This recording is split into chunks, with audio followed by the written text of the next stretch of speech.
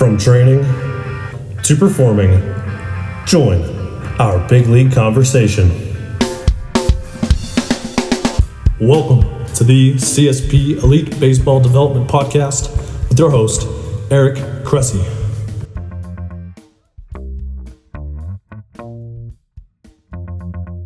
Welcome back to the CSP Elite Baseball Development Podcast. I'm your host, Eric Cressey, and we're excited for episode 17.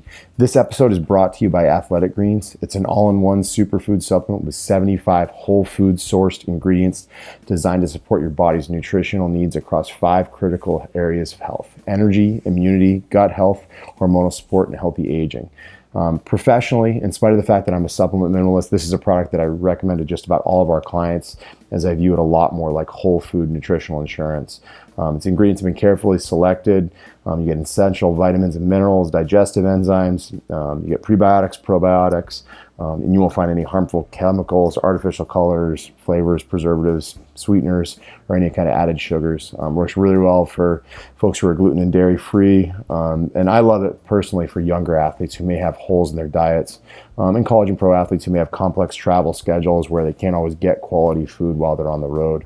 On a personal level, I use this every single day of the week. I have 3 kids under the age of 5. I'm an entrepreneur. I'm an avid lifter. I split my time between 2 parts of the country. So needless to say, life's stressful and sleep deprivation is a real thing. So with that in mind, I lean really heavily on Athletic Greens for my immune support and really believe it's made a big difference in keeping me healthy in spite of this crazy lifestyle. So get your vital nutrition in 30 seconds or less at athleticgreens.com/Cressey, where you can claim your special gift of 23 travel brackets. Again, that's athleticgreens.com/Cressey, athleticgreens.com/CRESSEY.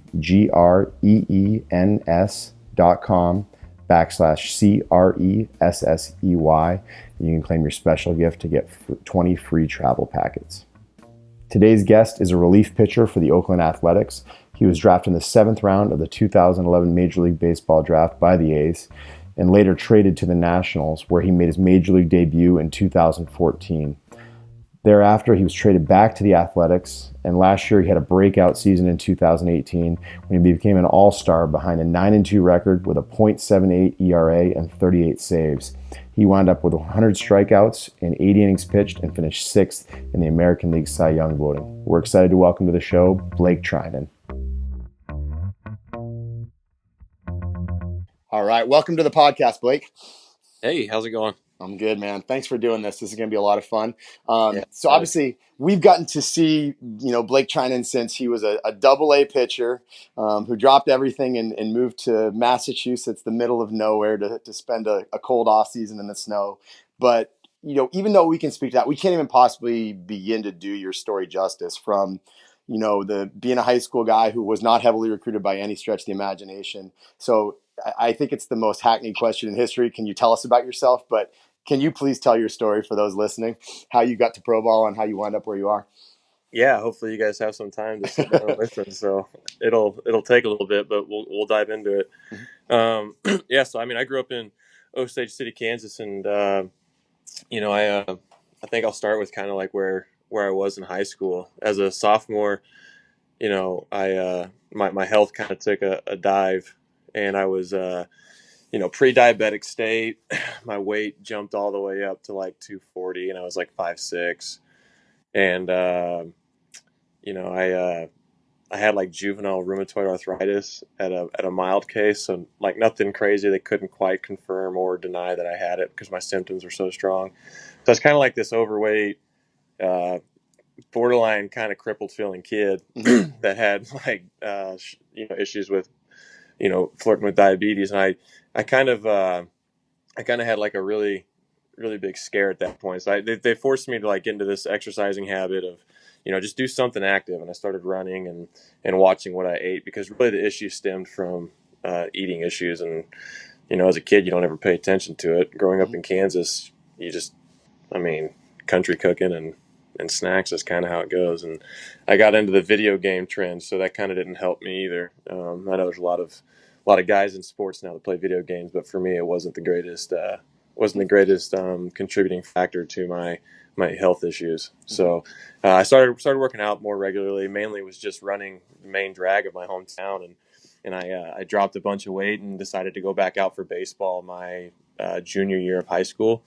And like you said, I wasn't heavily recruited, and basically because I didn't know how to train as an athlete. I had a passion to play baseball, and I just would go out and play with my buddies and just try to throw the ball as hard as I could. And out of high school, I was maybe throwing, like 78 to 82. I think I topped out at 83 at a K-State camp one time, and the only place I had to play was at Baker University in Kansas, and it's a NAIA school in Baldwin City, just about 20 minutes south of Lawrence, where Kansas University is. And pretty much that whole year, it was challenging for me. I loved the coaching staff. The school was great, but ultimately it didn't have my academic focus that I was passionate about or really seeing any gains on the field. So I was on the JV team, maybe started, or not really even started, but threw in 3 games on the JV side for about 7 innings, and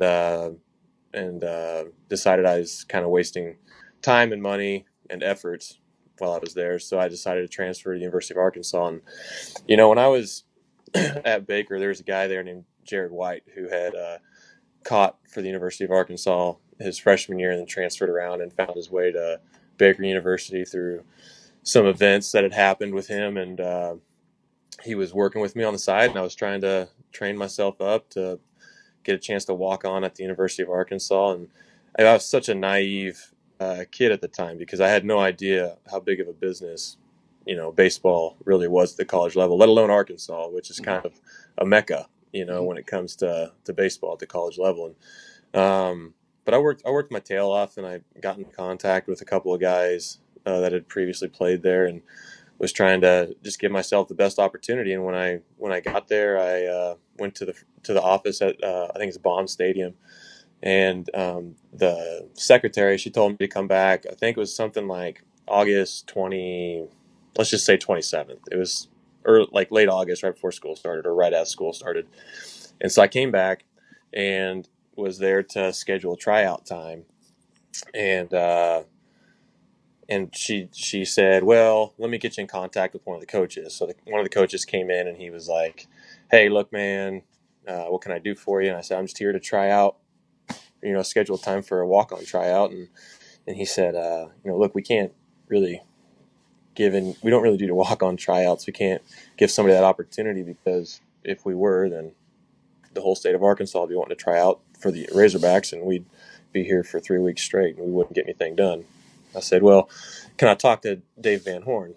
He knows this Jared White guy, and I don't know how strong the connection was, but he told me to go talk to him, and that to drop his name. And he said, well, he's on a recruiting visit right now, so we're probably not going to have an opportunity for you to meet him. So hope for the best and see you on your way. And I'm not dumb. I know who Dave Van Horn is. I was so excited to try to walk on, and I did my research to see what he looked like, and I saw him walk right into the office and sit down at his desk, and I kind of got the feeling of what was going on. And I wasn't very bold in my ambition, so I didn't really press the envelope, and I just kind of walked out and kind of had this moment where baseball was kind of over, and I just felt like God put it on my heart to just go and train. And at this time, training for me was so vague.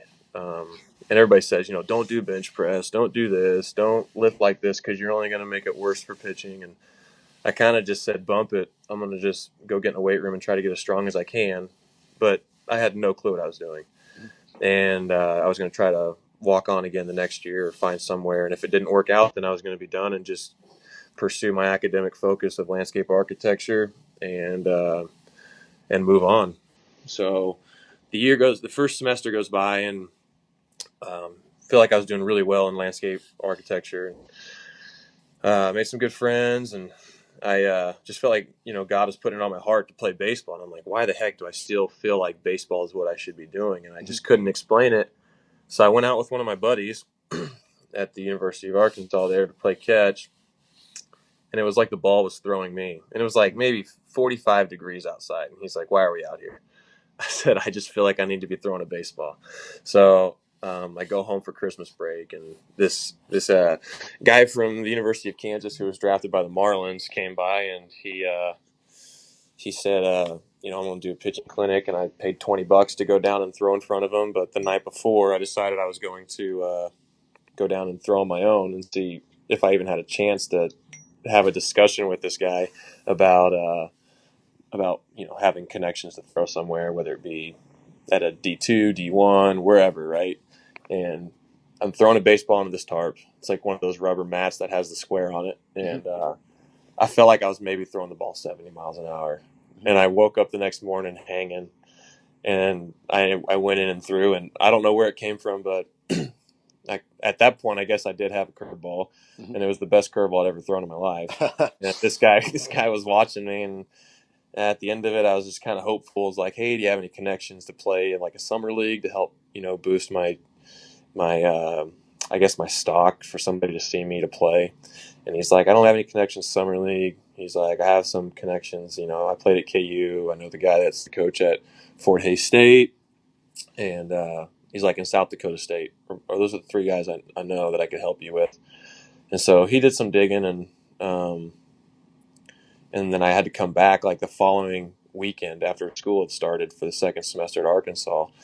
I came back to Kansas and threw in another one of his clinics, and he took, velocity readings for me, and I was like 82, 84, maybe touching 85. And how are you physically, or how tall, how heavy you are relative to, where you are Oh, now okay. versus high school at that point? Yeah, so I guess I left that void out. So after I started working out, I dropped a lot of weight and I grew. But I graduated high school probably like 6 foot, like 185. And then at that point, I'm probably like 6'3". And let's say maybe 195. And so, but I asked him. I remember after I threw and he got those velo readings, and I was like, "Can you bump the velo a little bit?" Because I was like, if you feel like I'll be able to throw harder, can you just bump it a few notches? Like, can we say it's like 85 to 87? He's like, "Yeah, I got you." So he sent it out to the schools, and KU was like, "No, we don't really have room for scholarship." And I was like, I wasn't even thinking scholarship. I just want a place to play, and KU would have been good. Even though I'm a K-State fan, KU would have been great because it's close to home, and they had landscape architecture. And he sent it to South Dakota State, and they seemed interested. And the one thing I'll say before I go any further is when I was going through this whole process of trying to find a school to go play for, I was sitting at Arkansas. I feel like I was probably top in my class design-wise, and I was doing really well with landscape architecture. And I prayed, and I asked God to show me some clarity. And I said, "Hey, if this is something that I should be doing, I don't really want to leave Arkansas unless it's a Division I opportunity and they have landscape architecture." And so when he said KU, I was fired up. I was like, "That's D1 and they got landscape architecture." And they said no. And I was like, "Crap." And so he did some digging, and he's like, "Hey, South Dakota State just turned D1. They're now eligible for, tournament play, and they're in a Division I conference now." He's like, "But I can't tell you about their academics." And so I go back to Arkansas, and fate would have it. There's a transfer student in the third year, and she transferred from South Dakota State. And I said, "Hey, were you studying landscape architecture up there?" She's like, "Yeah, but it was more of a design build program. It's not an accredited program, but they have landscape architecture." That's what I was doing. I was like, "You got to be kidding me!" Like, I prayed this incredibly steep prayer. Some guy who's never even sniffed a varsity at the NAIA level has an opportunity to go play at Division I baseball, and it has landscape architecture. It's like I'd be slapping, God in the face. I feel like if I don't pursue this opportunity after praying that, and it came through. So I, pretty much was in a very small contact window with Richie Price at South Dakota State because there was communication blocks through the NCAA where you can only talk to him so much per month. And I didn't realize at the time, I thought I was signing with him, right? So I'm all excited, but apparently when you're a walk-on, you don't sign. You just like you come up, and I was so naive. I have no idea. So I go up there with my dad, like after the summer, so summer rolls around, then next year's rolling up. I go up there to enroll and go through orientation and all that stuff. And this is my junior year of college at this point. And I call Richie. I was like, "Hey, Richie, where am I supposed to meet you at to sign, this intent form?" And he's like, "Dude, you don't sign. You're just a walk-on. So just show up and you'll be good." I was like, "What the heck? What am I doing?" I was like, I could have, one bad fall and be released here. Mhm. And so, thankfully at the time, like that really wasn't a thought process. It was just, I'm on this team, I'm playing. And I had to redshirt, unfortunately. Well, fortunately and unfortunately. At the time, I hated it because I thought I was going to get a chance to compete at a Division I level. But, playing on the JV team, or I guess just being in sports in general at the NAIA level, transferring up to Arkansas being a D1, even though I wasn't playing, my athletic clock had already started. So being at a D1, not playing, but already having an athletic clock, going from D1 to D1, I had to sit out a year. So it's kind of a weird twist, but it worked out for the best. And, that whole spring or I guess fall to spring of 2008 and 9, I think would have been the year. Um, I pretty much just was killing the weight room and trying to put weight on, and I saw gains just from training better. Yeah. And it wasn't baseball training. Our strength coach up there specializes in powerlifting in the form of football and track, and there's some benefits there I think for explosive training, and I think that's what that blessed me to throw harder. Is I was doing Olympic lifts, my form was pretty good, but there wasn't like the stability aspect of like what you bring to the table, what I learned going through you. And how tall are you at this point? Because obviously you said you were 6'3". Yeah, I'm the same. I was the same height I am now, probably Yeah. 6'4", 6'4" at this point. Okay. And my weight got up to probably like anywhere from 205 to 215 for the following 2 years of my career there. But that year that I had to sit out, I remember setting goals for myself. I was like, if I get there and I'm here for baseball, like obviously I want to pursue a profession here and get my degree. I want my first year to be 88 to 91, my following year to be 91, 94, my third year, try to touch 97, 98. Like, and I know those are extreme goals for somebody who tops out at 84. And I know it sounds ridiculous, but you've got to dream big and have like big. I mean, I say pray big, because in those situations, if somebody were to look at me, like you were to look at me and I'm throwing 84 at like 6'1", right? Like this guy maybe tops out at 90, maybe with the right training. But if I pray something big like that and it comes through in a way that nobody can understand, then you have to know that God's at work. And so that's kind of like where I was at, and I didn't realize it at the time, but God came through for me. My first year there, I was 85 to 88. But in that fall, when I came back, I guess I have to kind of take a step back here. When I came back from that fall of my first year at South Dakota State, I had this rotator cuff tendonitis. And, some of the doctors there thought I had a slap tear. And I said, let's get an MRI. The guy was ready to cut me open without even having an MRI. And I was like, let's get an MRI. And it was just rotator cuff tendonitis. So I had to do some rehab stuff. And when I came back from that, I was throwing like 88 to 90. And it was huge for me. Like the fact that I saw a 9 in front of something. I never thought that would happen. So I go and train that summer in Laramie, Wyoming, and the pitching coach there was Justin Wickert, and he was a big believer. People don't throw hard because they don't intend to throw hard. You have this dynamic that you're taught growing up is to pitch, hit a spot, and that's great, and you need to learn to do that. He goes, but a lot of people focus on just like getting to the spot as opposed to like throwing the crap out of the baseball and learning to hit a spot after you have arm strength.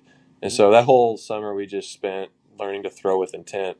And I came back to South Dakota State in my first fall ball game. I was like 90 to 93. And I was like, that's incredible. But I was not a little bit, I was probably a lot of bit erratic. I couldn't hit a spot, if I'm trying to go arm side. I was just trying to throw it over the plate. If I was trying to go glove side, I was just trying to throw it over the plate. And there's like no process to it. But that started something of learning how to throw with intent and training my body to handle more of an effort level than it had before. So once I got used to throwing with that effort level and intent, then I can start tweaking it to hone the strike zone a little bit better, learning what mechanics are going to help me be in a better position to be consistent around the plate. So that was my first year of playing at South Dakota State, was 2010. And I was a weekend, I was like the number 4 starter, and it went really well against Murray State, and they ended up slotting me into like a Saturday starter. And I went, I'm trying to think, my record that year is maybe like 6-3 or 7-3, or I don't know, but it went really well. And I ended up getting drafted by the Marlins in the 23rd round, and my velocity had jumped up to, I probably consistently was sitting 90 to 94, but I would top out at like 97. Mm-hmm. And so the Marlins drafted me. And you're a little bit heavier at this point too. Were you? And you mentioned you were No, like I'm 210. not heavy at this point at all. This is like 210, give or take. Yeah, 210. Okay. I look at pictures. I was a beanpole. I needed to put more weight on, but I was drafted in the 23rd round, and at the time, I had gone to my summer league team, which was Athletes in Action that was going to go to Alaska. Mm-hmm. They started out in San Jose, and we were learning how to give our testimony so that when we interact with other teams, we can share our faith. Mm-hmm. And I didn't really know what my testimony was, and we were going through like, hey, what's your life verse? What's how are you gonna relate your life to somebody else, or have a good conversation with somebody about your faith? And for me, it was all foreign. I had no idea what I was doing. I was so nervous, and I told myself I wasn't going to leave South Dakota State for baseball unless I was drafted in the top 20 rounds. Well, lo and behold, I get drafted in the 23rd round, and I'm like, do I take it? Do I not? And then these thoughts start swirling, like, what if I get hurt and I never get a chance to get drafted again? Like, I know my position. I'm at a small school. Like, there's only 4 teams that were on me. Like, there's a chance that I probably never get drafted if I get hurt. So, I need to take this. So I fly to Florida, and I sit in the clubhouse. It was actually right where your facility is now. In Jupiter. In Jupiter, yeah. It was like maybe the first or second year of their new facility. And I remember sitting in there, and they call us in. We're like, hey, we're going to go get physicals. And then so everybody takes their physicals, and we come back, and everybody passed, and they had me and one other guy, and they said, hey, you guys, we're going to have some doctors review a couple things, and we'll go over it tomorrow. So everybody gets to go, like, pick out a glove that they want, and, like, they're all excited. They're starting this process, and I got to sleep on it at night. Like, dude, what's wrong with me? Like, why can't I not be signed right now? And I'm sitting in my room. I didn't sleep once, and I was so nervous. And I go in the next day, and this kid goes in ahead of me, and he comes out just steaming. He's like, I got a pin in my foot, and they said I should be in so much pain, but I don't feel anything, so they're releasing me. And I was like, dude, I'm sorry. And so, like, here I am freaking out. Like, what the heck's wrong with me that I don't know about? And I go in there, and they're like, hey, we got some good news and bad news. And, the good news is, man, you don't have any signs of tears or anything. Everything looks strong and good, but the bad news is there's some inflammation in your shoulder, and our doctors just don't want to take a risk on it. I was like, inflammation? Like, I don't know a lot about that, but in my mind, it's like, give me some ibuprofen and let's go. Like, what are we doing? And, I'm sitting here watching guys that are drafted walking out needing Tommy John, or, nothing against those guys, but I'm trying to wrap my head around the situation. Like, how am I not worth taking a risk? And so, I mean, I said, so what do I do? Like, where do we go from here? They're like, well, we got a first class ticket for you to go back home. There'll be a cab outside in like 15 minutes for you, and just pack your stuff. Like, I don't really know what else to tell you. And I was like, I asked the guy, I said, can I play college baseball? I still have 1 year of eligibility. And he goes, that's not for me to decide, man. You're going to have to take that up with your school. So I'm like, crud, what the heck? So I go outside, I call my parents, I'll be honest, I'll be open. I was in tears. I was shook. I had no idea what to do. I was like, I can't go back to college. Like, I'm already got drafted. Like, I lost my eligibility, and I didn't know at the time, but it was a blessing. I didn't have an agent, and I was there for less than 48 hours. So I retained eligibility, but the only thing that was in the loops was, am I going to have to pay back what they paid for me to come down there, which was upwards of like $1,400. They gave me my own room at a Hilton Garden Inn. They paid for my first class flight. They gave me food vouchers. Like all this stuff is adding up, Yep. and I'm like, dude, this is a lot of money that I can't afford at the time. And so the compliance officers were like, look, we're gonna have to do our diligence and see if you can come back. You might have to pay back what they offered you while you were there, but when it comes to other terms, you didn't have an agent, you were there for less than 48 hours, like you should be fine. So instead of playing summer baseball, I just went back and I worked for South Dakota State and made money to help pay that back. But when I left that facility, I remember calling my chaplain for the Athletes in Action team, and I wish I could remember his name. There's a head coach, and it was his brother was the chaplain. And at the time, I was just like lost, and I told him what was going on, and he's like, I don't have much for you, but the one thing I have is this verse, and it's Proverbs 3:5-6. It says, "Trust in the Lord with all your heart, and lean not on your own understanding, but in all ways acknowledge Him first, and He'll set your path straight." I was like, what the heck? Like, if I'm gonna look at that verse, it makes sense, but like I'm not applying it. Like, it's totally different than the situation I'm going through. Like, how is that supposed to comfort me? Like, I picked up everything from Arkansas to go pursue this passion of playing baseball at South Dakota State. I get drafted, then they cut me. Like, I literally changed the whole direction of my life just to go and say I'm not good enough, right? Like, I'm shook. And my parents come and pick me up. I land in like Kansas City at like 2 a.m. My parents pick me up, and we're probably. Have you been to Kansas City? Like, Yep. you're familiar with like the surrounding area, Absolutely. dude. When you're heading south and west towards Topeka / Ottawa, down to my hometown of Osage City, there's literally nothing in between on Mhm. I-35. Yep. There's like maybe Ottawa's your first town, and it's like 40 minutes. Well, it's actually an hour away from the airport. Mhm. And then Ottawa is another hour from my hometown. So between Kansas City and Ottawa at 2 a.m, literally nobody on the road, telling my parents about, how my day was just cruddy. And they kind of already knew because obviously they picked me up from the airport. And I told them about the chaplain and the verse he gave me. My parents raised me in a Christian household, which, it was great. And I'm so grateful for it. But I had to make my faith my own at some point. And I was just sharing with them kind of like what I was going through, and told them the Bible verse and how it's Proverbs 3:5-6 and what it meant. And literally out of nowhere, no cars, one car comes driving by. It's a red Cavalier, and on the back of the license plate it said PROV 356. Wow. And I was like, you gotta be kidding me. And I'd never really had a tangible moment where God was like, I'm with you, don't worry. But that right there got me through whatever was ahead of me. Like the days to come, like the next year at South Dakota State, like that was a moment in my life where I was like, okay, can't really freak out about the things you can't control, but like God's saying, I got you, don't worry about it. Like, just trust that I have a plan for you and it's perfect. And so I went back to school. I just worked at the university for the summer. I mowed lawns and made sure our field was in the best shape possible.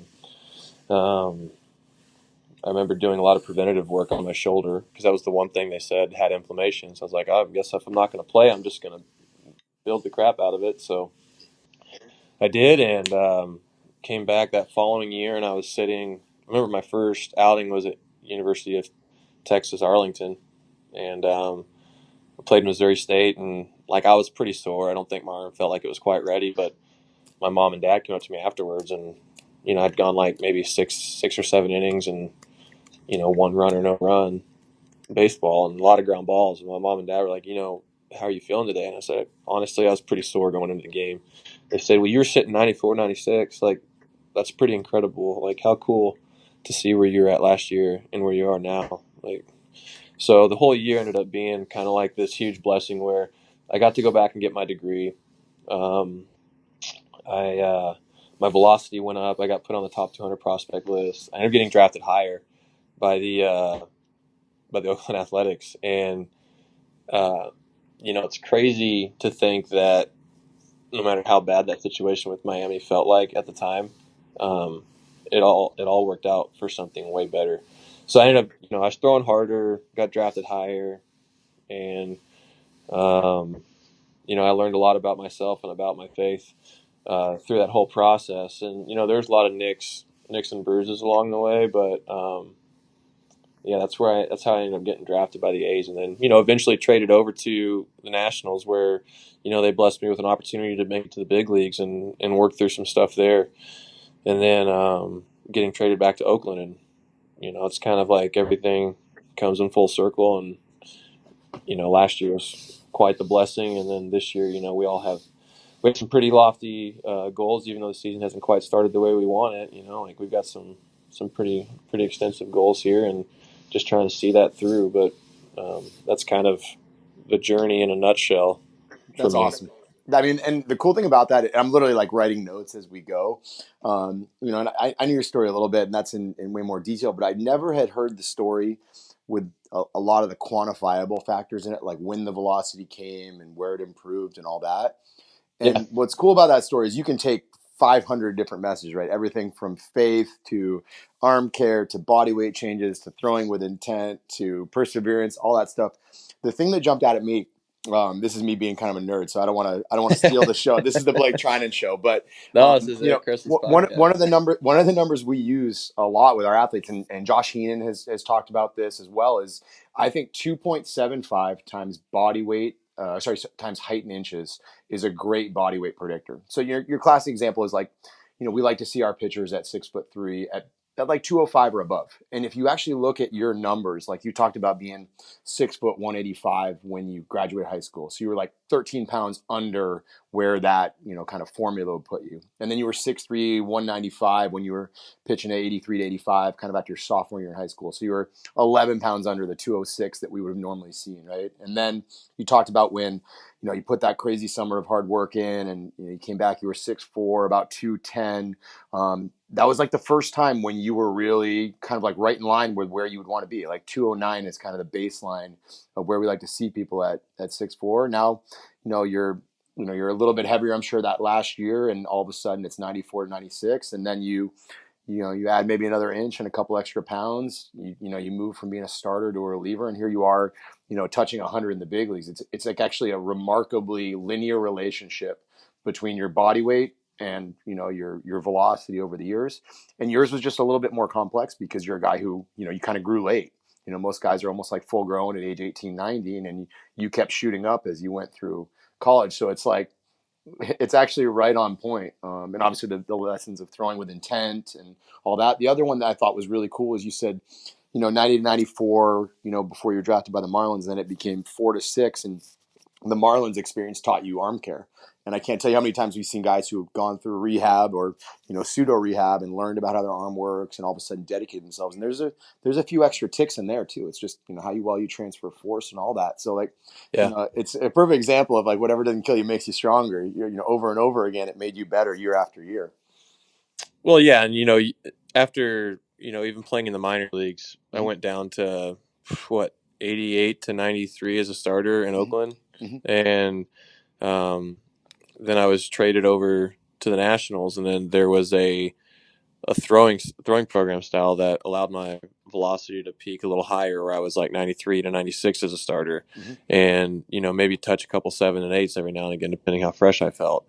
But then after training with you, actually, I think there's the weight thing is new to me. Like understanding how you were translating that right there is huge. Like that's great. Like I had no idea that there was a correlation with the studies that you have, and that's awesome because it actually backs up that study. I think there's also something to be said in the sense that you learn how to like firing patterns and how to be more efficient with your firing patterns. And what helped me was training with you in Boston. I'm not throwing like a soliciting pitch here for your viewers, but Thank you. but like with training with you, because there was lifts that correlated with strength that was functional, like with throwing, not so much just being strong in the weight room or trying to look good with your shirt off or whatever, but like it was how can I train to make me more consistent and durable throughout the season. And a lot of your core exercises and your exercises in general, like with it connects your lower half to your upper half, and that's through your core, and the the combination moves that you have really help me with being, I feel like more of an effortless type style delivery. Mhm. I feel like I'm throwing the crap out of the ball, but Yeah. a lot of people will say, look, this guy doesn't look like he's trying to throw the baseball hard. And here it comes at whatever velocity. That was my next Um, question for you. I'm actually really intrigued about it because, to be honest, I hear that. In fact, our pitching coordinator Christian Wonders here in Massachusetts sent me a text literally last week. He was like, "How the heck does Treinen throw 100? Does he do like jump squats with 225 or something like that?" Because you're right, it's very compact. Like even to like the naked eye, it's really hard to appreciate like an aggressive hip shoulder separation. The only comp that I can really find like in our realm is like watching like Brad Hand, who's another closer that we train with the Indians. Brad's delivery, it almost looks like he's not even trying because it's so, kind of compact. So yeah. what are the things that are going through your mind, like both from like in the grand scheme of things from a training standpoint, but also from a mechanical standpoint, what are the things that allow you to make such a compact delivery work? What are the cues that you're giving yourself to make sure that you're still throwing 101 mile an hour turbo sinkers, but you're doing it with what looks to the outside as so little effort? Well, I think it's a combination of having the right people in my life at the right time, giving me different keys. Training with you was a huge blessing. And then being in DC through the minor league system with Paul Minhart was huge. He was the not so much of like pitching with power, but like having a better feel for what you're throwing. Everything that I throw, I think spin now. So like, and that kind of like correlates. How do I create spin? Well, in my mind, it was late hand speed. So like, I try to like just speed my hand up late, Mhm. and I think that helps me have a higher spin rate on my sinker than most. Mhm. And most people probably look at it as, guys with high spin rate don't have good sinkers. Well, I mean, that doesn't make sense to me then because I feel like my sinker is pretty good Mhm. and it has a higher spin rate. Mhm. I do think one thing that Bob Boone told me was, "Hey, look, it's impossible for you to throw a ball. This in his words, you can't throw a ball under 95. Don't try to throw it harder because then you're inconsistent." He's like, "Just get your arm up and then throw the baseball." And so for me, that was a cue, and it took him telling me that for like 2 years, like for it to really set in. And it's just more or less like you can't create velocity before foot strike. It's impossible. Mhm. Like everything before like your foot hitting, if you can control that and be consistent at a good balance point, like you can control the zone. And so for me, if I'm balanced and my arm is up at foot strike and then I try to explode, then I'm a lot more consistent around the plate. Like Mhm. I can control the sinker down and in for a strike, or the sinker down and in for expand, or the four seamer glove side, or a berry slider versus a strike slider. It comes and goes. Pitchers know, like sometimes your cues you forget them, or you're not in the right thought process because sometimes things like um, like an off season Mhm. trying to pick up a baseball again to throw, you Yeah. forget a couple of your cues. So it's a constant like battle trying to find everything's timing. And last year was a great like situation for me because I found it fairly early and it just rode through the season and Mhm. I was able to see what I was capable of doing. Now that's a pretty extreme, in my opinion, season. I don't know if that'll ever happen again. I hope it does, but whatever, like what for me the biggest thing is how can I worry about like step one, and that's mentally see what I want to throw, and then be in a good position at foot strike. So Mhm. arm up and then throw. Those are cues for me, and I feel like arm speed is in my mind, and you're the kinetic guru here. So you tell me if there's some truth to this. I feel like arm speed starts at the core, and I don't know if there's truth to that. But for me, if my core is engaged and I'm actively firing it through at the same time I'm throwing, then like I feel like it takes a load off my arm. Yeah, the thing I'll use as an analogy sometimes, and I love you can't create velocity before front foot strike. It's an amazing point. I think the mistake a lot of people make is if you're too aggressive too early and with the wrong direction from your back leg, it's no different than starting a road trip where you start driving in the wrong direction. You're going to have to make some pretty substantial corrections later. You're going to have to drive faster. You're going to have to turn the wheel harder to get back online. And for you, what you do incredibly well is you create really good direction from your back hip. You don't worry about trying to get crazy far down the mound. There isn't that big drift with the knee towards third base that you have to correct. So instead of being aggressive early, you're able to power that late arm speed because you're in a good position to accelerate the baseball.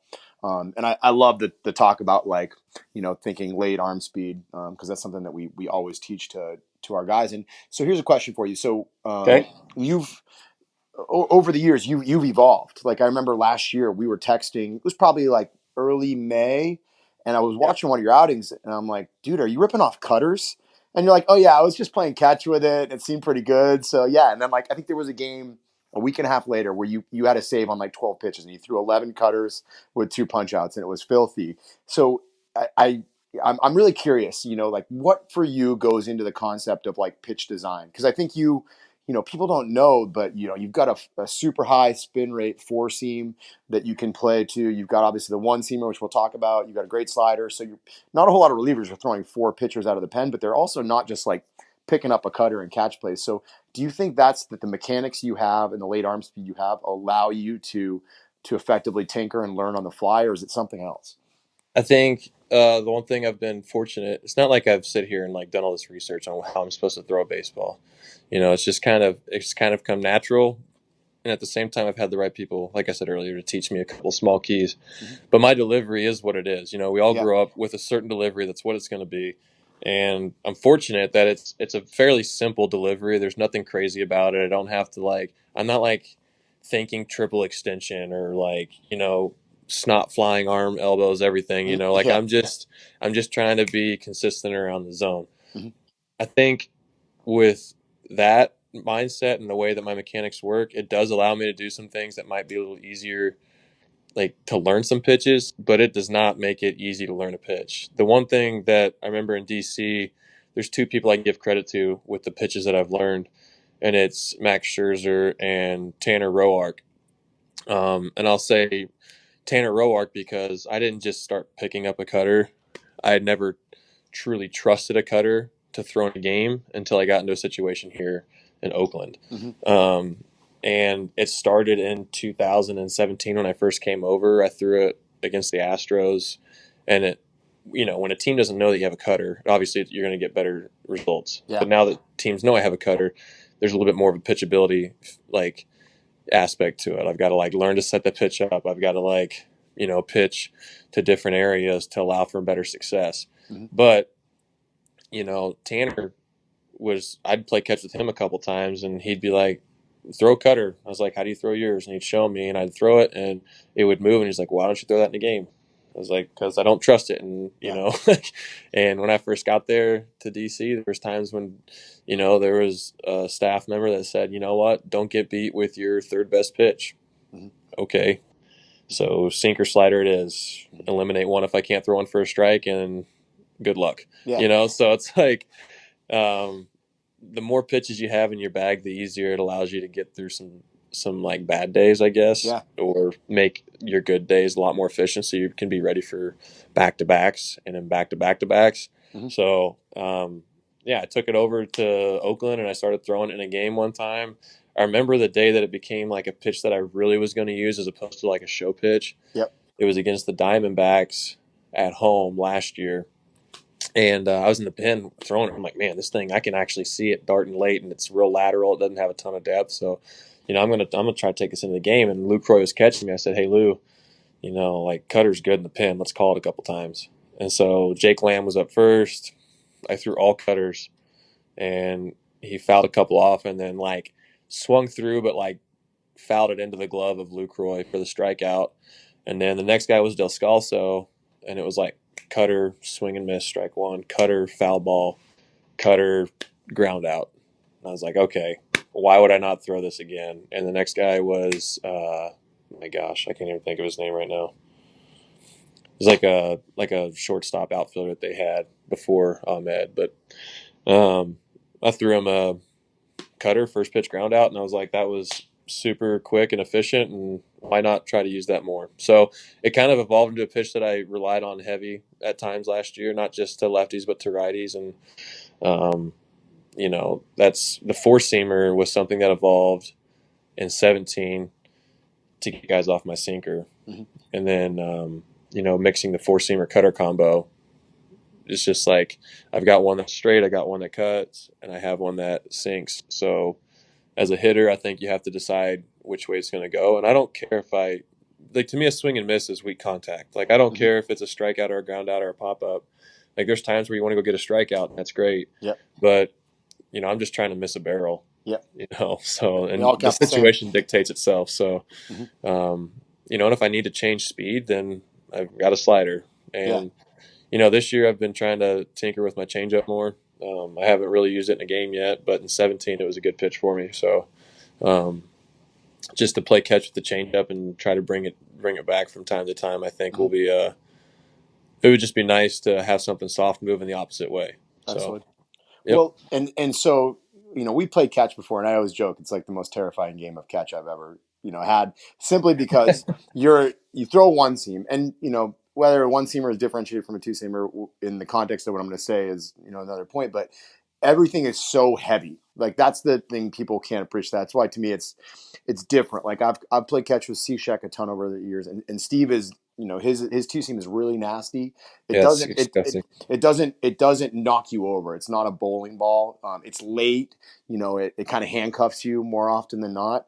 But with yours, it's just like this ball could literally like knock me over. I remember we were throwing at Palm Beach Gardens High School, 2 spring trainings ago, and I think you had the wind at your back, and I was on the left field line, and there were like a couple balls that ran to your arm side that I think almost dislocated my shoulder. So tell me, like, you're pumping my tire too much right now. Well, you got me before. So here's my question: is what led to the one seamer? How did it help you as compared to the two seamer you originally had?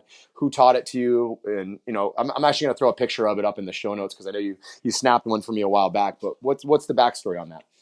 Well, it's funny. Like, nobody ever taught me a one seamer. I just have always thrown a two seamer, and the way that I release it, because everybody's arm path is different. The way they finish a pitch is different. The way that I've released it is honestly, it comes out as a one seam, and it's not like I'm straight up two seam. I'm not like a power one seam, like maybe Stroman, really kind of angles his finger across like heavy. I'm kind of like in between. Like, I just kind of want my middle finger to kind of rub the inside edge of that seam.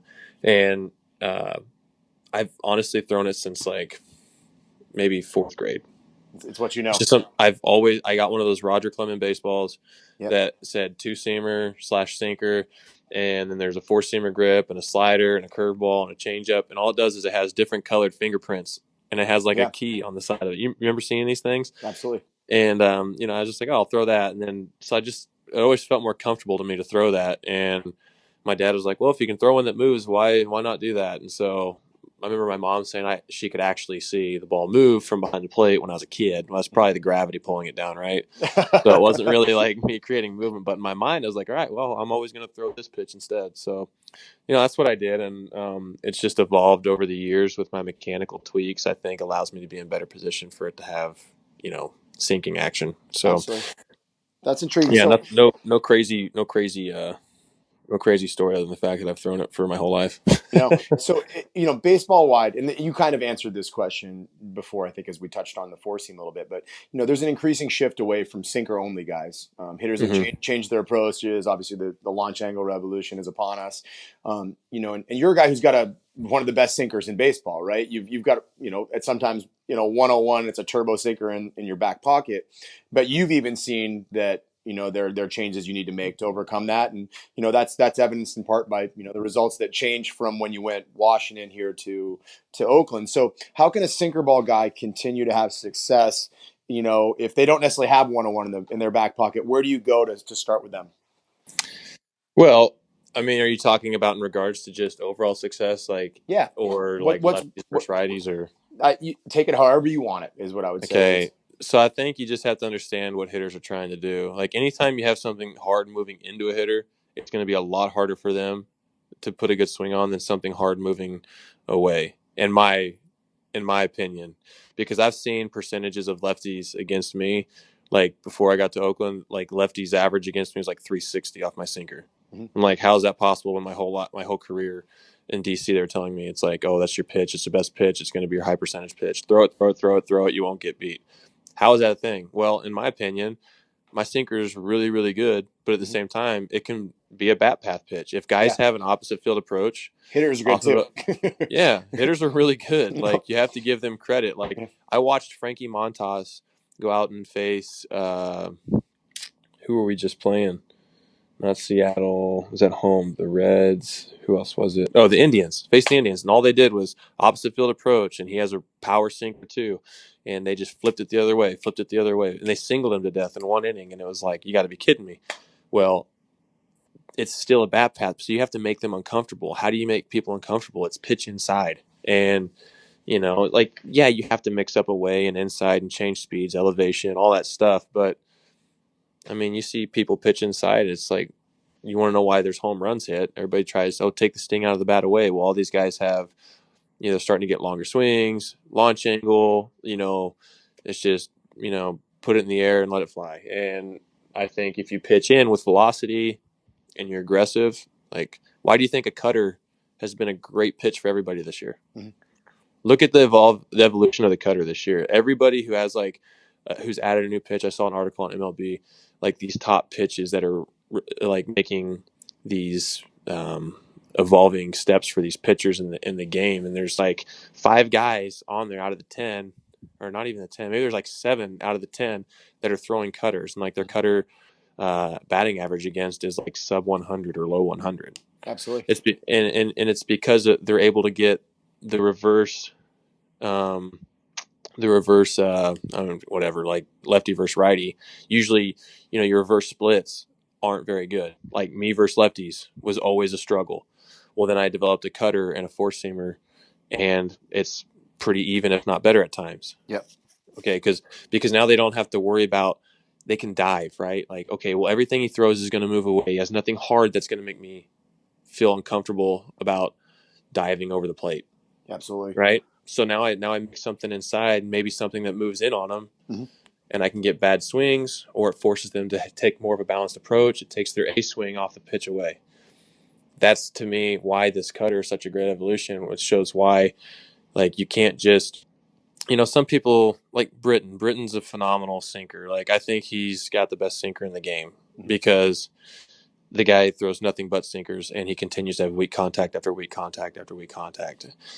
Some people argue, righties have different approaches than lefties. Their swings are different, blah, blah, blah. Well, to me, they're all big league hitters, and it don't matter. The guy still does what he does. Yep. So, and I know I have a really good sinker too, but the facts are the facts. I can sit here and try to have an ego about it, or I can sit here and try to actually make an approach that's going to make me better. And so, working with some, analytics on the side, Michael Fisher out in the Bay Area, this guy kind of opened my eyes to some things, and it's taken off. So, the evolution of the cutter, pitching guys in, mixing it away. I don't want to be predictable. I don't want to be like, okay, I'm only going to throw this guy in because that's what statistics say I should do. Well, pitching in allows for more success away. Pitching away allows for more success in. So it's all about trying to keep hitters off balance. And if you can add something that makes them uncomfortable inside, it opens up a lot more. Absolutely. And if you look at the guys who are really consistently having success across baseball, it's especially as starting pitchers, they're expanding the zone up and down, and they're doing it in and out. And they've got a ton of stuff, so guys can't guess as much. You see it with Scherzer, you see it with Kluber, you see it with DeGrom, all these guys. Well, look at Max even, right? Like, I'm not going to speak for Max, but from an outsider's perspective, is he was nasty his first year in DC.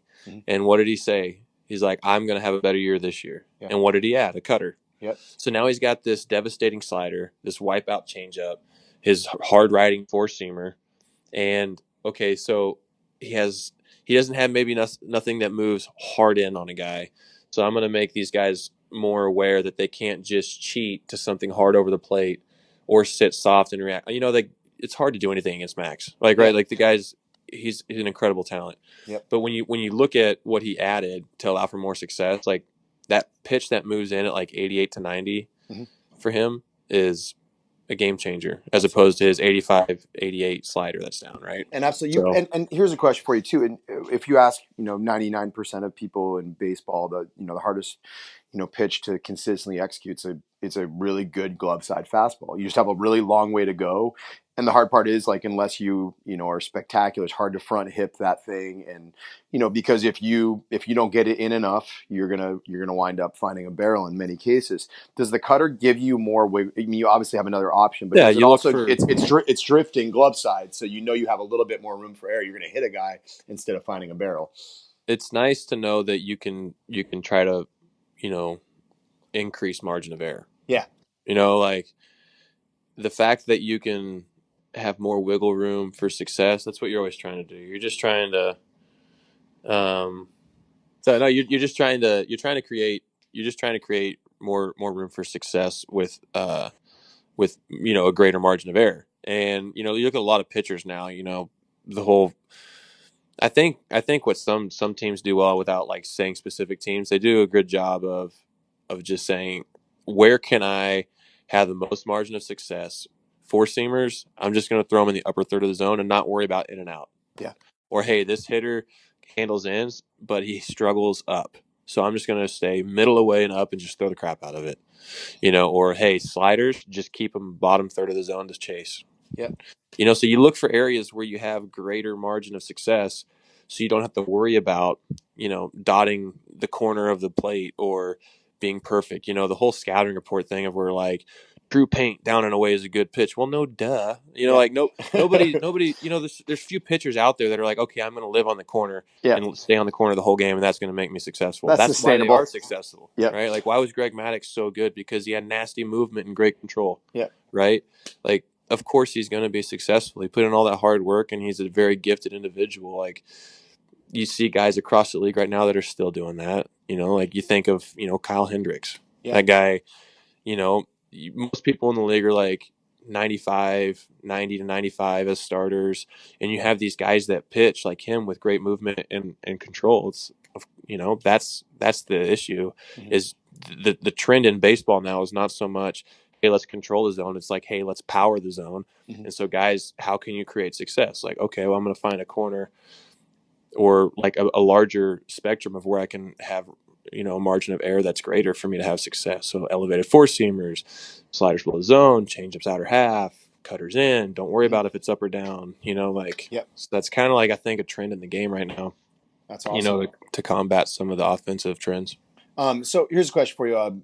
You know, you came up as a starter, but you obviously switched to the pen. You know, that was a change that, you know, happened in Washington, but, you know, you thrived even more so when you went to Oakland. You know, there were some growing pains, but, you know, what were the biggest adjustments you had to make going starter to reliever? You know, what were the things that you struggled with and what came very naturally for you in that regard? In the transition? Yeah. From starter to reliever? Well, you know, the starting thing was if you had success, it was a great 5 days. Yeah. And if you had a bad outing, it sucked for 5 days. So, you know, that to me is starters. There's two different types of mentalities. And, you know, being able to cope and find internal motivation is a great quality for a starter. And I think all successful starters have to have that. And they do. And, you know, it's great to be able to walk out there and say I'm a workhorse for at least 7 innings. Yeah. You know, to be that guy to go out there and just, you know, hopefully dominate a lineup for 7 innings or keep your team in the game for 7 innings. And once every 5 days, your team can rely on you. That's a great feeling. And, you know, like when I transitioned to the bullpen, my goal was always to be like, if you're a starter, you're one of the best, let's say 30 teams, 5 starters, 150 pitchers in the game, right? Because you're a starter in the big leagues. Yep. Right? Like your stuff plays for multiple innings. Now, bullpen arms, their stuff plays for multiple innings, but can they keep that up for multiple innings? That's the issue, right? So like when I went to the bullpen, my goal was like, I don't want to be a middle relief guy. I don't want to be a scrap inning guy. Like if I'm going to pitch, I want to be the best at what I do. And so like my goal was to always achieve either, you know, at first it was like be a setup guy, learn how those closers do their job. Then it was like at some point I want to have a chance to close. And I was blessed enough that even after I failed in DC, that I was given another opportunity. And, you know, I don't know how long it'll last or, you know, whatever it is, you know, that's all in God's timing. Like I'm going to pursue it and try to learn and be a sponge and do the best I can for my teammates for as long as I can. But, you know, I love the thrill of closing and knowing that the team, you know, puts their trust in you to go out and lock down a win after they've grinding their tails off for 9 innings. So Absolutely. I think the biggest thing is maybe just arm prep. Yeah.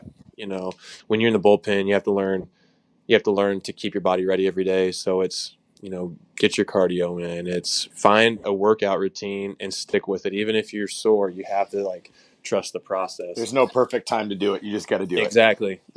So for me, it's the first day of every series, I'm in there doing a full body workout, and I just have to trust it. And I'll listen to my body if it's pretty tired. Hey, Cuffy, our strength coach, I'll be like, hey, let's push it back a day.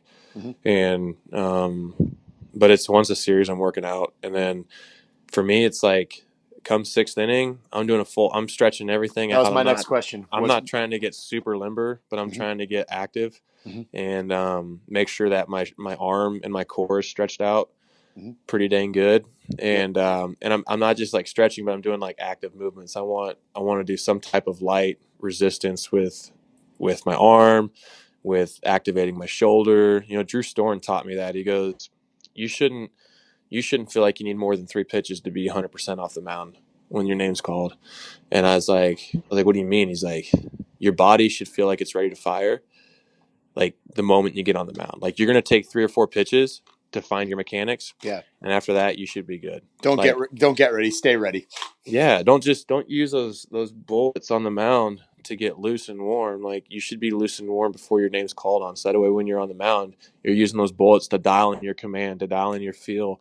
Oh, it's not as sharp right now. What am I doing? Oh, keep my front side in and finish late. It's just little things like that help you, so you're not wasting bullets and you're not having a 30 pitch warm up. You're 15 pitches and you're going along with the guy ahead of you in case you need to come in, or it's 15 pitches and I'm good until I go in the game.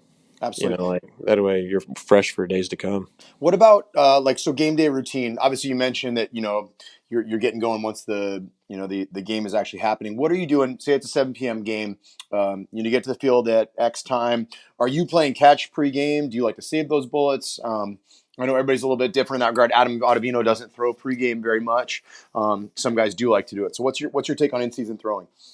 In season throwing, I like to just listen to my arm. If I feel like my stuff isn't very crisp, I feel like it's important to long toss because it means that I'm probably cutting down my arm path and I'm cutting myself off as a pitcher. So I want to lengthen it out and make sure my delivery is compact, but I'm getting good extension.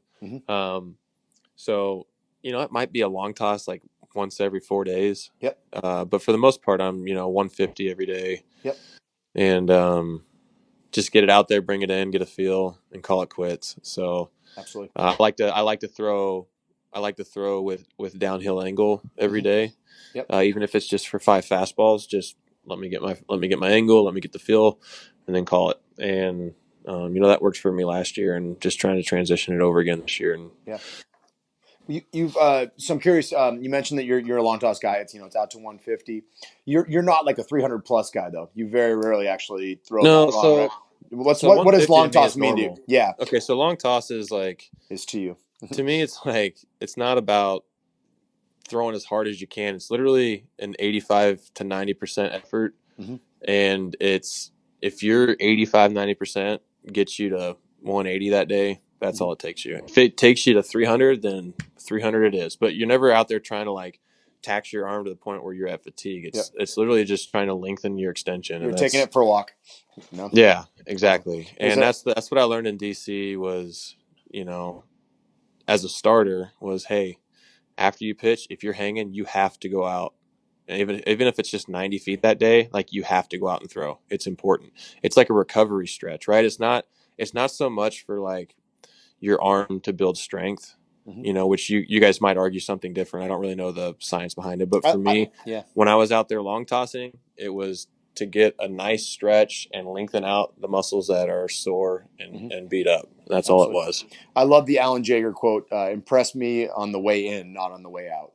So yeah, that's a good, I've never heard that. That's a good quote. And if if you obviously seen Scherzer throw enough over the years that his even back when he's 300 plus, it's actually not something. I don't think I've ever seen Max throw a baseball that far. And you know what? There's a specific 3 or so week block in January into February where he really does let it eat, and it's out there at 330 plus. But then even when he's, working his way back, he's at 300 feet and still working his way back. It's not what you don't see the crazy head jerk that Max for, but you see that on the way in. You see some balls on a line that are really aggressive from 120 into 60. So that's really interesting. So, one of the challenges of pitching out of the pen is never knowing when you're going to throw. So obviously you talk to throwing and lifting. What about like the mentality side of things? Like, are you a big visualization guy on the day of a game? Like, I know guys that'll, they go into like, a seclusion in the third inning and spend 3 innings getting their mind right. What do you do like once the game gets going? Well, I'm honestly like, I have a cup of coffee and I'm watching the game inside. Mm-hmm.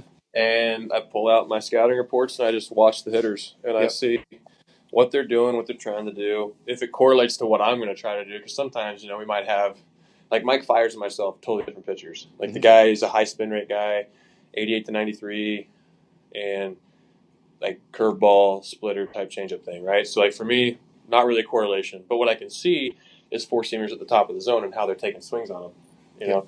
And if they correlate to my heat map. Mm-hmm. So, like, I try to pay attention to, my game plan and maybe what they're trying to do as hitters that day or if things have changed. And, if a guy comes in before me that has similar stuff, I'm trying to pay attention to what they're doing. So, I'm not really like doing anything crazy. I'm not a big fan of like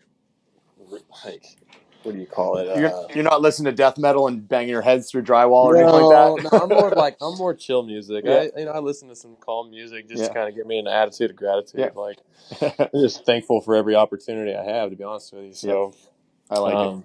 Yeah, I'm not really anything crazy. So this is a very general question. But I'll use an example, right? So injuries often can be a blessing in disguise, and we talked about the snafu with your shoulder as you were the Marlins for 36 hours, and ultimately what introduced us was that your low back was a little bit cranky, and your agent actually put us in touch. So thank you, Adam, and then made you rethink some of your approaches to training. So talk about it's challenging because you're a guy who had a good level of success. You're pitching the mid-90s. You're working way through an organization. Your agent tells you, "Hey, I need you to go to Boston for the off season." It's like, all right, what are you talking about? Who is this guy? But I actually approached Adam about training. There you go. All right, for the record.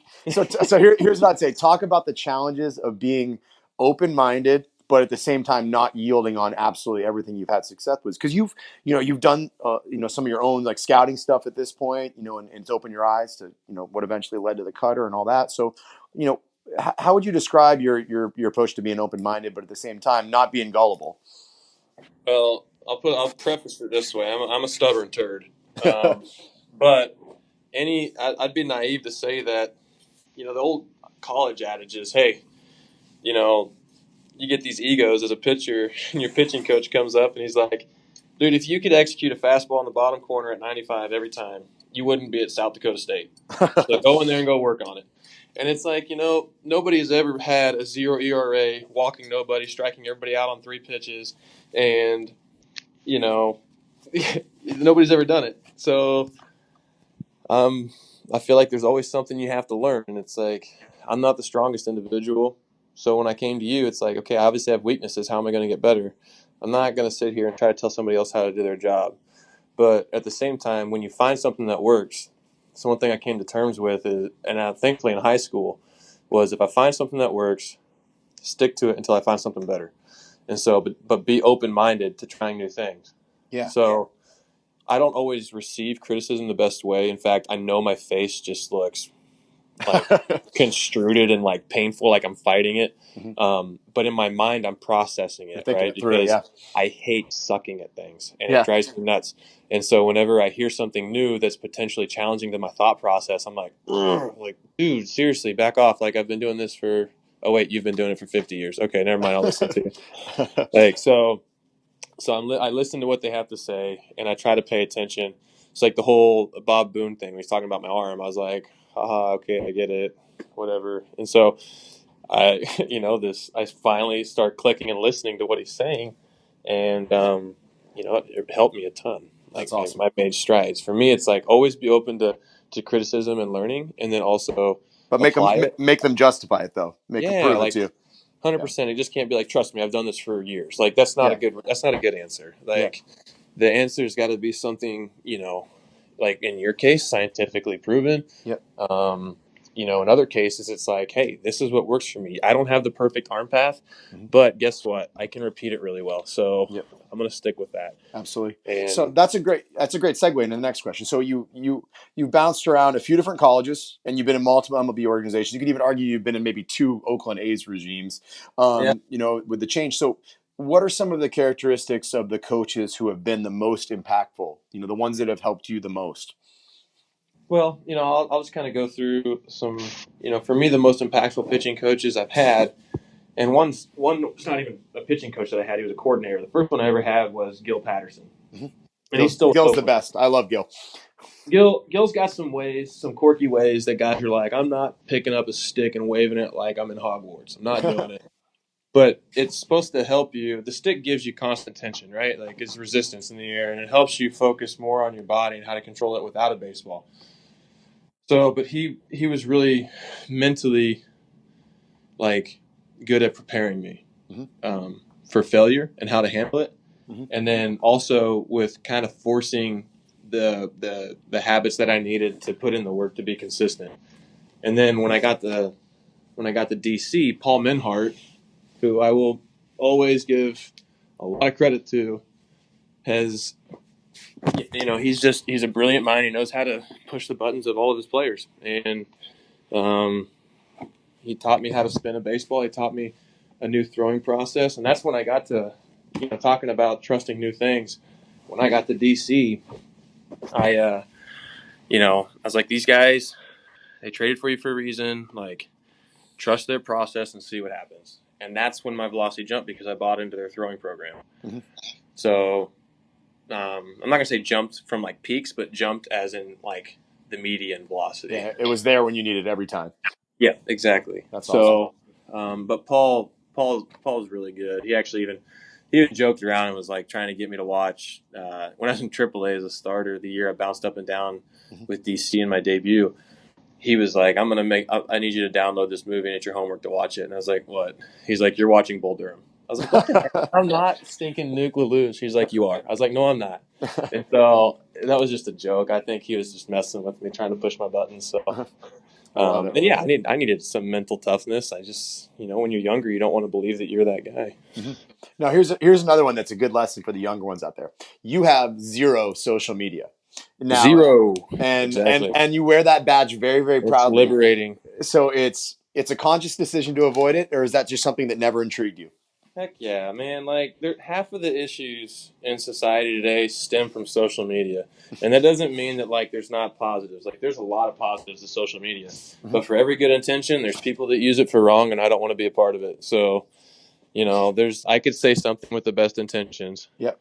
You know, more time with your kid. Group, to a select close friend group, you know, like on a social media thread. But if somebody finds it and they take it totally differently, then I'm getting blasted. And I don't want anything like that to happen. Because I feel like I'm a kind-hearted guy and I have good intentions. And I don't really want my name to – that just adds extra stress that's not needed. Absolutely. So, it's like there's no point in it. Not only that, I've seen some of the things that are said to Major League Baseball closers after a blown save. Trolls. My goodness. Some of the stuff is on a different level of terrible. My wife got a Twitter account when I was it 2015? God bless her. Second year. Yeah, she got a Twitter account because she saw somewhere that people were writing nice things about me online. So she wanted to get a Twitter account. And so she got one, and, you know, I started the years like me and Aaron Barrett, kind of like these revolving setup guys for the first couple of weeks. And I did well for my first 2 outings, and everybody was praising me on Twitter. And then my next 2, I blew a 2-run lead in Philly, and my next one, I blew a 2-run lead in Philly.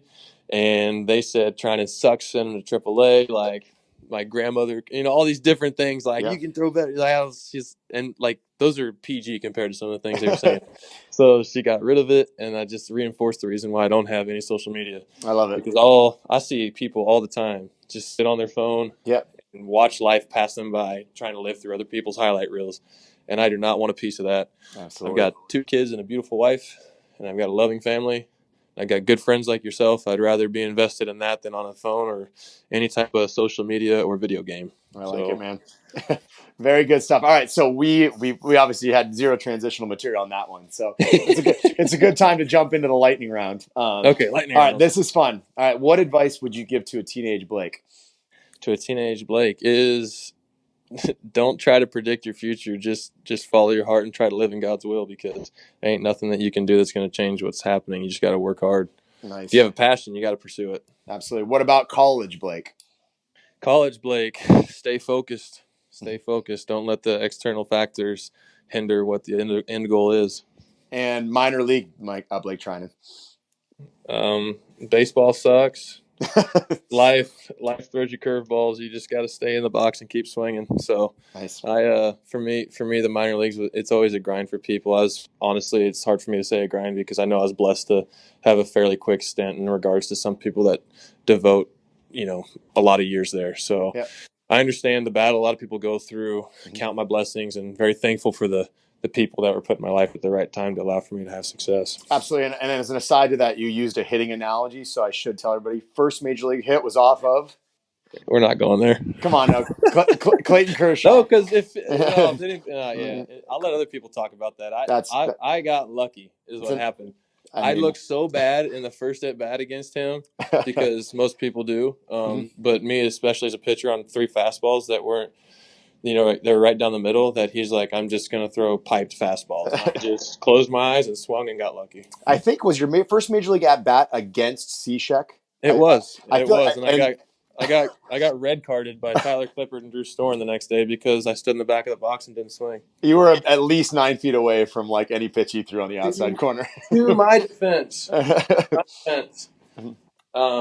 I didn't realize how nasty Cishek was at the time, and B, Matt Williams told me, because I was called up to lengthen out the bullpen. He goes, if you swing at any of these pitches, for lack of a better term, it's your what. It's not going to go well. Yeah, and he's like, I need you to stand in the back corner of the box and don't you dare pick the bat off your shoulder. That's exactly what he told me. I was like, Matt Williams, this guy, I'm not crossing him. That's an amazing I stood in the back corner with the bat on my shoulder and stood straight up and 3 piped fastballs. All right, so this is one I'm actually really, really intrigued to get your answer, because I've heard a couple different things based on who we've talked to. What's more important, stuff or command? Man, what's funny? I'm pretty sure Greg Maddux even said this. Never sacrifice stuff for command. Because the second you try to hit a spot and guide it there, your stuff is not the same. Mm-hmm. So I truly feel like stuff over command. And I think you backed that up with what you said earlier. You talked about not trying to be too cute. Sometimes it doesn't matter if it's up or down as long as it's in. It doesn't matter if it's in or out as long as it's up. So, and you look at it this way too, though. It's like there's guys that go out there, and I know this is a terrible analogy, but I'm going to say this. Let's say a position player goes out there and he's throwing 88 and he can command a corner. Some guys are really good at just throwing BP, right? As a position player when they come in to pitch.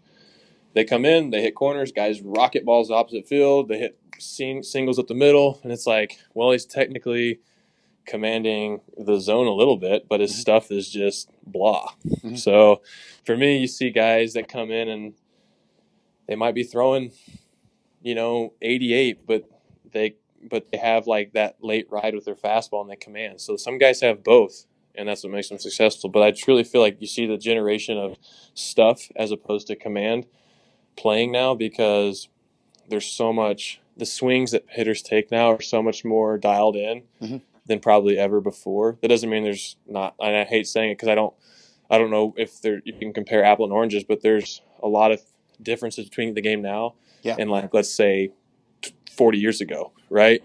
But there are players in that generation that easily can transcend time, right, and play. But the overall approach to hitters is so different and more dialed in my opinion. And that's not a knock to anything, because you're only competing against what you're competing against, right? Yeah. So, absolutely. But I think truly stuff plays better because people try to be on time with 98 with action, as opposed to 88 on a corner. Mm-hmm. It's like I think a hitter would take 88 on the corner opposed to 98 on the corner up and away. Just because it's stuff and they're just throwing. I like it. All right. So favorite teammate of all time and why? Oh my gosh. Put me in the I've got a couple, but I'll say two. I think I know. I bet I can guess one of them, but keep going. I'm gonna say three. Yeah. Adam LaRoche. Yep. Because he was a quiet leader who spoke heavy and everybody listened.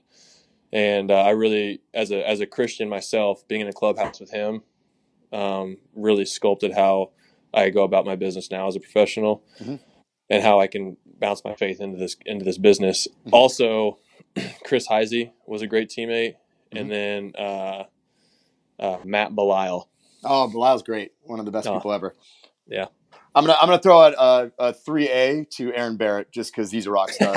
One of the Bearcat. Oh, absolutely. The fact that I didn't throw his name. I lose brownie points. And you introduced Aaron and I, so that's an adjunct, and we love Aaron and we're wishing him well. So hopefully he's back there soon. All right, last one. What pitchers do you like to watch and why? Oh my gosh! I mean, it was pretty impressive watching Edwin Diaz last year.